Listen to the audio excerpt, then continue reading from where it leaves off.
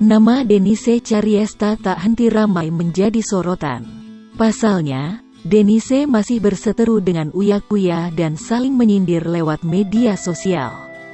Belum lama ini, wanita yang tak bisa mengucapkan huruf R mengaku bahwa konten miliknya selalu menghibur. Dengan begitu, Denise berencana membuka donasi untuk membantunya beli kamera. Hal itu diketahui dari unggahan Instagram @denisecariesta yang dibagikan pada Rabu tanggal 30 Juni tahun 2021. Ia mengklaim dirinya sudah menghibur banyak orang, terlebih di masa pandemi COVID-19 ini. Denise meminta agar semua netizen yang terhibur agar berdonasi padanya. Wanita yang disebut cadel ini akan menggunakan donasi untuk membeli kamera. Nanti gue buka link donasi beli kamera buat Denise Cariesta.